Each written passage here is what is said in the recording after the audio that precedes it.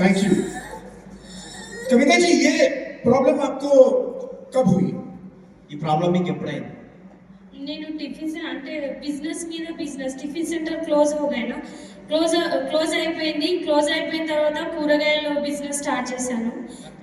కూరగాయల business start చేసిన తర్వాత అది చేస్తున్న టైంలో ఆ కూరగాయలు ఒక దగ్గరికి తీసుకురావాలంటే ఒక ఆటో కావాలి. ఆటో తీసుకోవాలని 10,000లో సెకండ్ హ్యాండ్ ఆటో ఇప్పించిన మా సార్కి. ఆటో తీసుకొని 5 గంటలకు వెళ్ళొస్తున్న ఆటో సెకండ్ హ్యాండ్ ఆటో కాబట్టి స్టార్ట్ అవ్వట్లేదు, అంటే కాదు. సో సెల్ఫ్ లేదు దానికి, అంటే దొబ్బి స్టార్ట్ చేయాలి.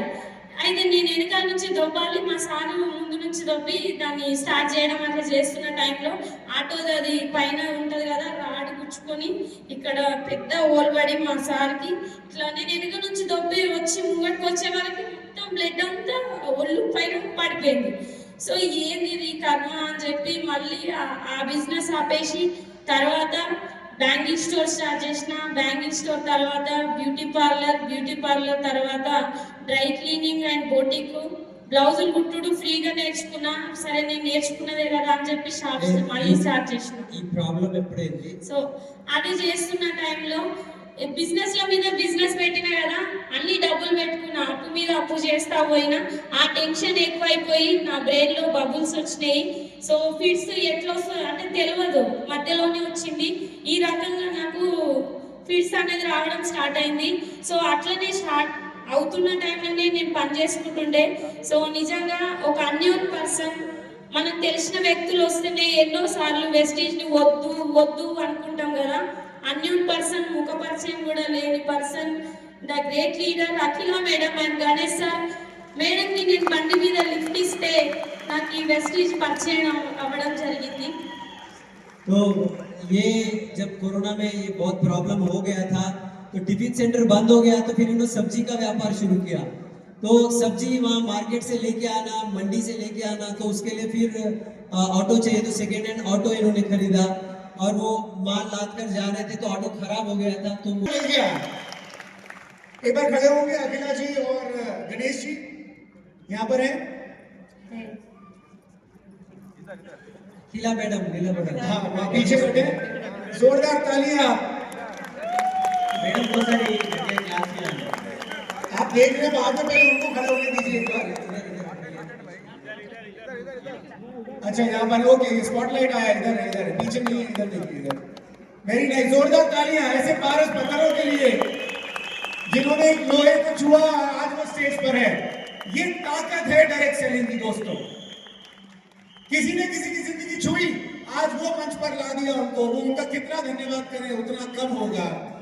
मैं कविता जी जानना चाहूंगा, సో మీకు వెస్టీజ్ బిజినెస్ వచ్చిన తర్వాత మీకు ఏం ప్రాబ్లమ్స్ వచ్చినాయి, ఎట్లా స్టార్ట్ చేసిండ్రు, ఎట్లా బిజినెస్ ని బిల్డ్ చేసిండ్రు?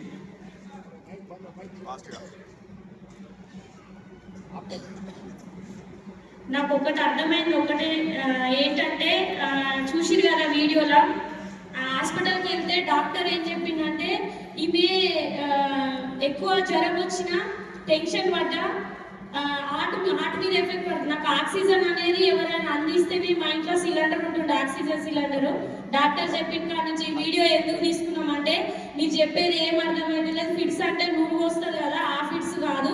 సో ఈసారి మీకు ఫిట్స్ వచ్చినప్పుడు వీడియో తీసుకురండి అని డాక్టర్ చెప్పడం జరిగింది.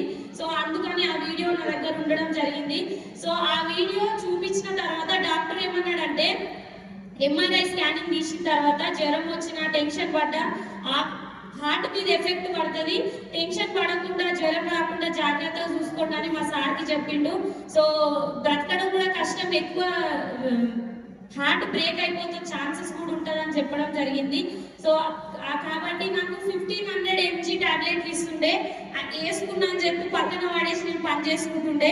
ఎందుకంటే అది వేసుకుంటే నిద్రనే ఇంకా మొత్తం నిద్రలోకి వెళ్ళిపోతుండే. సో అలాంటి టైంలో నాకు వెస్టీజ్ ఆపర్చునిటీ అఖిల మేడం ద్వారా రావడం, నిజంగా ఫస్ట్ ఎఫ్ఆర్కి నేను ఇదే మీటింగ్కి వచ్చాను.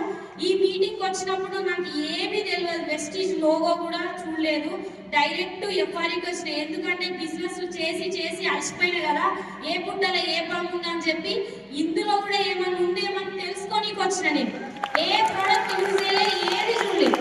సో చూసిన సంధ్య మేడంని చూసిన బ్లేజర్లో, సంధ్య మేడం లాగా ఎట్లా అయితే బ్లేజర్లో సంధ్య మేడంని చూసినా నేను అట్లనే కావాలని డ్రీమ్ చేసిన నెక్స్ట్ ఎఫ్ఆర్ఈ వరకు డైమండ్ డైమండ్ కంప్లీట్ చేసుకొని 1,00,000 ఇన్కమ్ తీసుకొని 14 లక్షల వరకు కార్ తీసుకొని నేను ఇక్కడికి రావడం జరిగింది.